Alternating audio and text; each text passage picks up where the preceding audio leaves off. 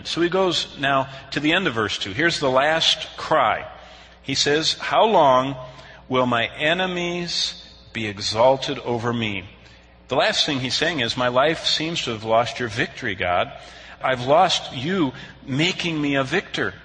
David is saying it's no use. Literally, in the context, he's saying Saul's going to win. Saul has all the resources of the nation. He's got all the troops in the army. He's got all the time he needs.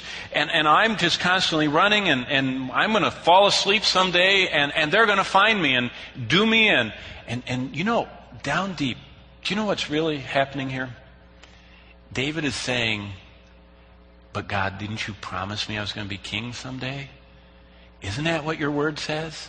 Isn't that what Samuel came, your prophet, and he anointed me with your oil, and he said, you're going to sit on the throne, and God, my enemy's going to triumph over me, and if it's not the Philistines getting me, Saul's going to get me. I thought your word said. And when David got to that point, he was right where Satan wanted him. Do you remember in the Garden of Eden what Satan did to Eve? Do you remember he wanted her to doubt God's word and doubt God's goodness and doubt God's plan? And he said, has God said that? Did God really say that? And he's planting these seeds of doubt. And David, the seeds are full blown. Now most of us probably don't have literal human enemies like David did, at least not as serious of enemies. But if you're a Christian, don't forget you have one great spiritual enemy who's worse than any human enemy imaginable. And of course that's the devil. And he's the one that Peter compared to a roaring lion seeking someone to devour. How does he devour us? His teeth are not white ivory teeth that we see in all the movies of the roaring lion. No, his teeth are sowing the seeds of doubting God's promises, doubting God's faithfulness, doubting God's goodness, doubting God's timing, saying, wait a minute, isn't he paying attention? Look how old I am, and I don't have a career yet, I don't have a partner yet, I don't have a child yet, I don't have enough savings, and I'm near the end of my working time, and what's wrong with your timing? And that's where David was. And David said, it's no use. Saul's going to win. God's promises aren't true. And that's where the devil wants us.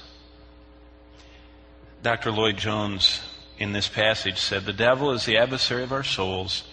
He can use our temperaments and our physical condition.